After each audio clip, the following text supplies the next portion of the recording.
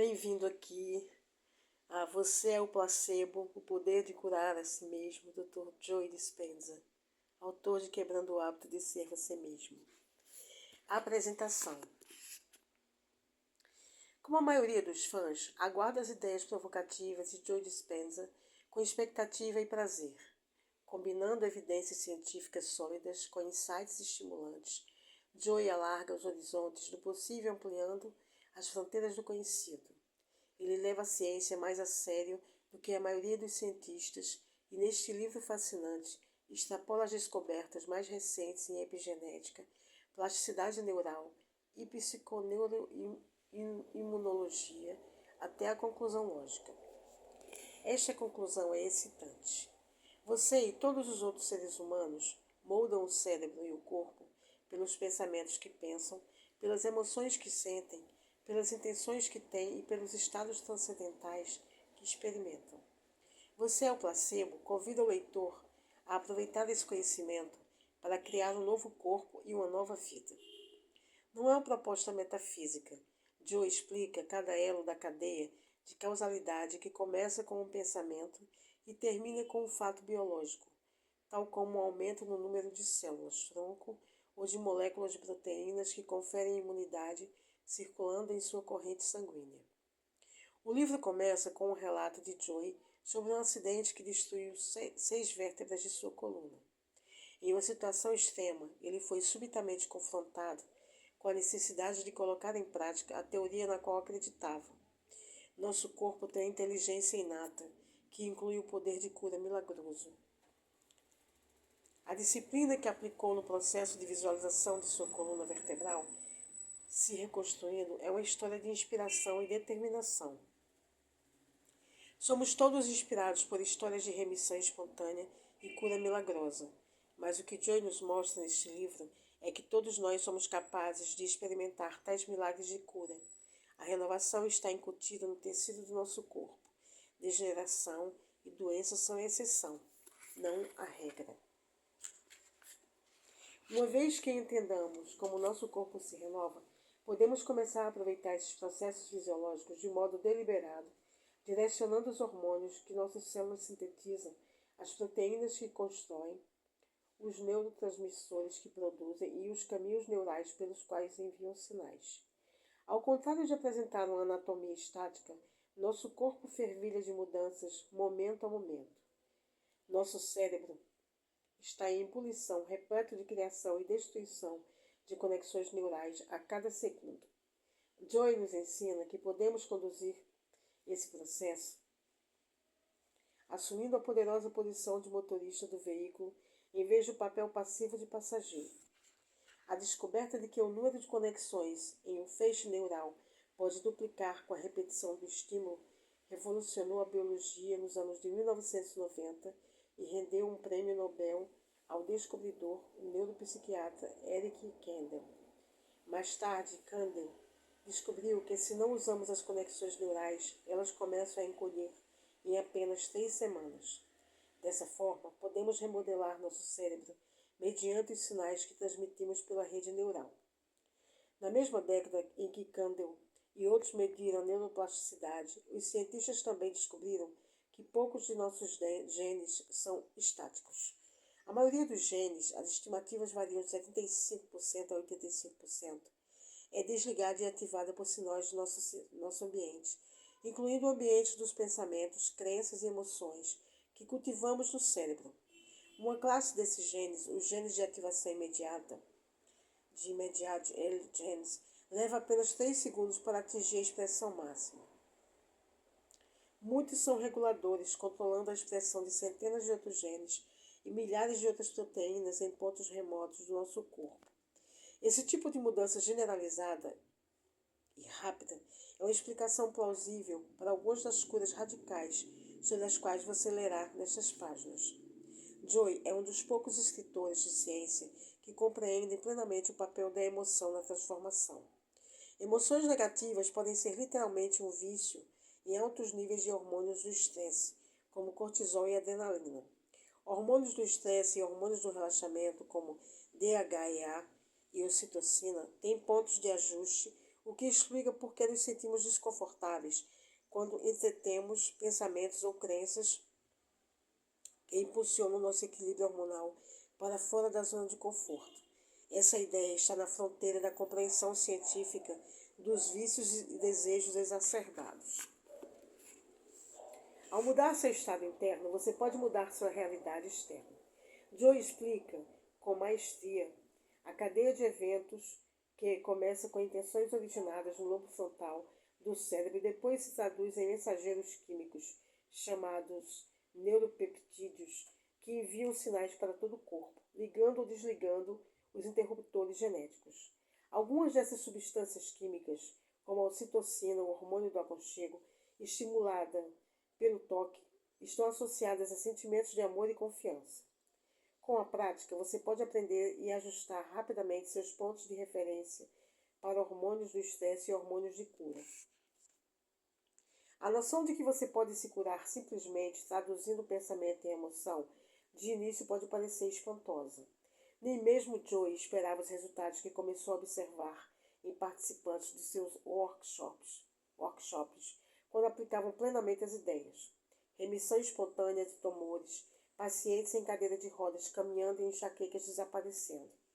Com o prazer sincero e a experimentação da mente aberta, como uma criança, Joy começou a ir mais longe, imaginando a rapidez com que a cura radical poderia ocorrer se as pessoas aplicassem o efeito placebo do corpo com total convicção. Assim, o título Você é o Placebo reflete o fato de que são os seus pensamentos, emoções e crenças que geram cadeias de eventos fisiológicos em seu corpo. Às vezes você se sentirá desconfortável ao ler este livro, mas continue lendo. O desconforto é apenas o seu antigo eu protestando contra a inevitabilidade da mudança transformadora e a perturbação de seus pontos de referência hormonal. Joy garante que esse desconforto pode ser a mera sensação biológica da dissolução do antigo eu. A maioria de nós não tem tempo ou inclinação para entender processos biológicos complexos. É aqui que este livro oferece um ótimo serviço.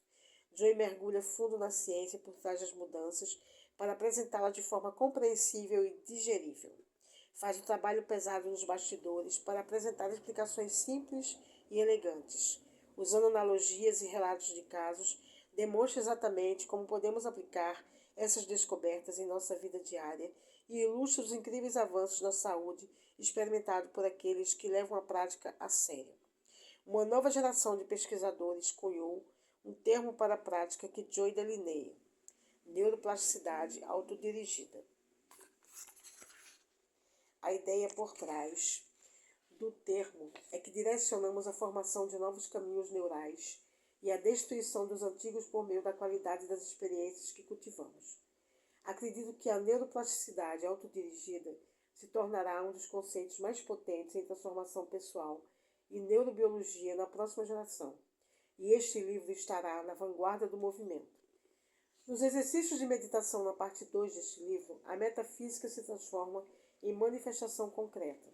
Você pode fazer essas meditações facilmente, experimentando as possibilidades ampliadas de ser seu próprio placebo.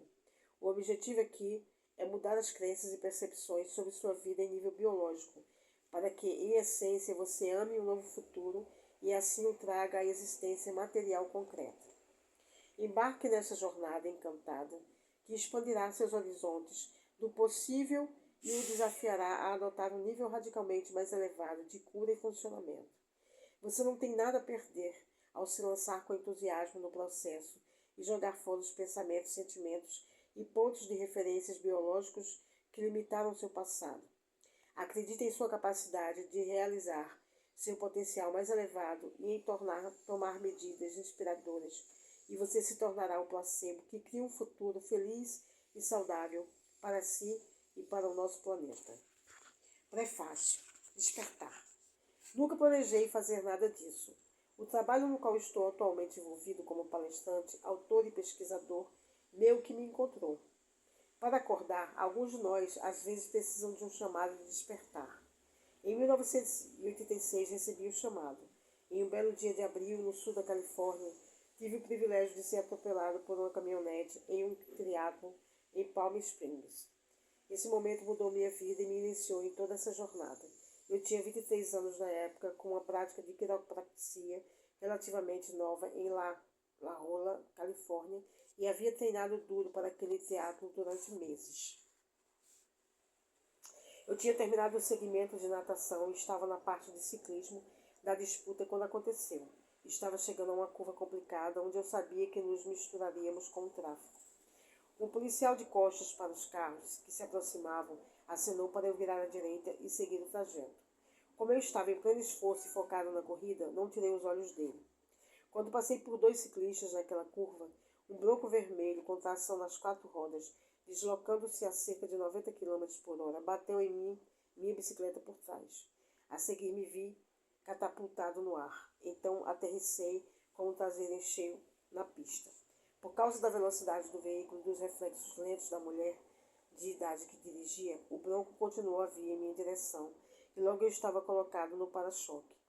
Agarrei o para-choque rapidamente para evitar ser atropelado e impedir que meu corpo passasse entre o metal e o asfalto. Aí fui arrastado pela estrada até a motorista perceber o que estava acontecendo. Quando ela enfim parou de supetão, caí e rolei aos trambolhões por cerca de 20 metros. Ainda me lembro do som das bicicletas unindo e dos gritos e palavrões horrorizados dos ciclistas a passar por mim, sem saber se deveriam parar e ajudar ou continuar a corrida. Caído lá, tudo que pude fazer foi me render. Logo descobri que havia quebrado 6 vértebras, tinha fraturas por compressão nas torácicas 8, 9, 10, 11 e 12 e na lombar 1. O estrago estendia-se das minhas omoplatas até os rins. As vértebras são empilhadas como blocos individuais na espinha, e quando bati no chão com aquela força, elas desmoronaram e se comprimiram com o impacto. A 8ª vértebra torácica, o segmento mais alto que quebrei, estava mais 60% danificada, e o arco circular que continha e protegia a medula espinhal estava partido e amontoado em formato semelhante a um pretzel. Quando uma vértebra se comprime e fratura, o osso tem que ir para algum lugar. No meu caso, um grande volume de fragmentos quebrados voltou-se na direção da medula espinhal. Definitivamente não era um bom cenário. Como se eu estivesse em um sonho ruim, fora de controle, acordei na manhã seguinte com uma série de sintomas neurológicos, incluindo vários tipos de dor, vários graus de dormência, formigamento, certa perda de sensibilidade nas pernas e algumas dificuldades desanimadoras para controlar meus movimentos. Depois de fazer todos os exames de sangue, raio-x, tomografia computadorizada e ressonância magnética no hospital, o cirurgião ortopédico me mostrou os resultados e deu a notícia. Para conter os fragmentos ósseos alojados em minha medula espinhal, eu precisaria de cirurgia para implantar uma haste de Harrington. Isso significaria cortar as partes traseiras das vértebras de 2 a 3 segmentos acima e abaixo das fraturas e depois parafusar e fixar 2 hastes de aço inoxidável de 30 centímetros em ambos os lados da minha coluna vertebral. Então raspariam alguns fragmentos do meu osso do quadril e os colariam nas hastes. Seria uma grande cirurgia, mas significaria que eu teria pelo menos uma chance de andar novamente. Mesmo assim, eu sabia que provavelmente ainda seria um pouco deficiente e teria que conviver com dor crônica pelo resto da vida. Desnecessário dizer que não gostei dessa opção. Mas se eu não quisesse fazer a cirurgia, a paralisia parecia certa. O melhor neurologista da região de Palm Springs, que concordou com a opinião do primeiro cirurgião, disse que não conhecia nenhum outro paciente dos Estados Unidos em minha condição que tivesse recusado.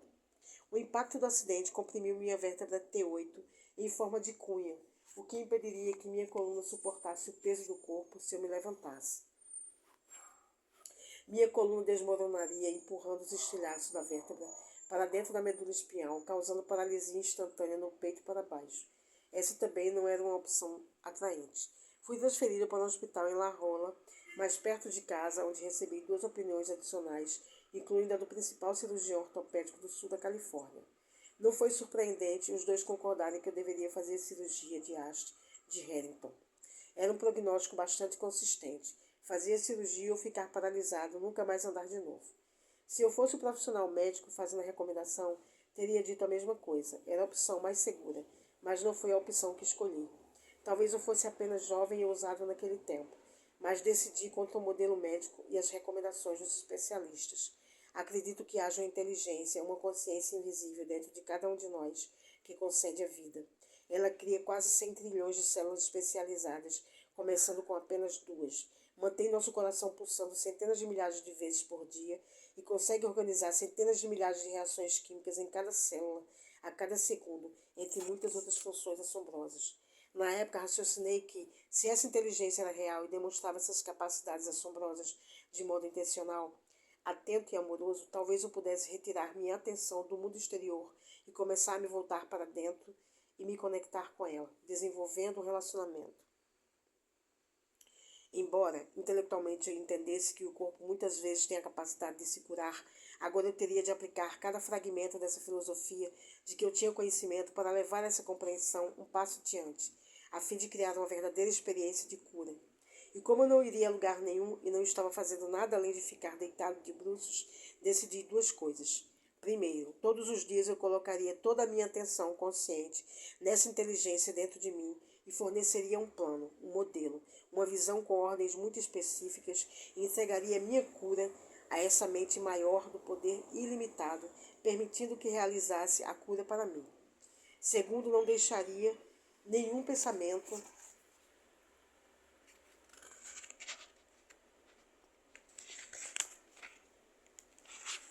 sobre o que eu não queria experimentar infiltrasse na minha consciência.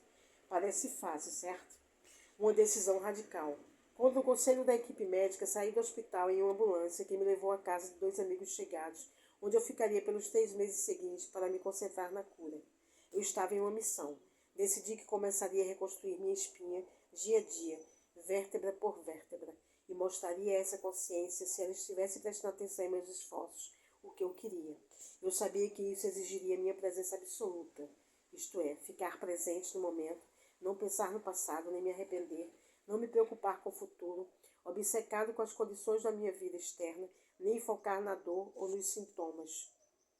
Em qualquer relacionamento que tenhamos, todos sabemos quando alguém está presente ou não conosco, certo? Como consciência é estar consciente é prestar atenção, e prestar atenção é estar presente e percebendo. Essa consciência estaria ciente de quando eu estava presente e quando não estava. Eu teria que estar totalmente presente quando interagisse com essa mente. Minha presença teria que coincidir com a sua presença. Minha vontade teria que corresponder à sua vontade. E minha mente teria que combinar com a sua mente. Então, durante 2 horas, 2 vezes por dia, comecei a criar uma imagem do resultado pretendido. Uma coluna totalmente curada. Claro que fiquei ciente do quanto eu estava inconsciente e desfocado. Foi irônico. Na época percebi que quando ocorrem crises ou traumas, gastamos muito de nossa atenção e energia pensando sobre o que não queremos, em vez de pensar sobre o que queremos.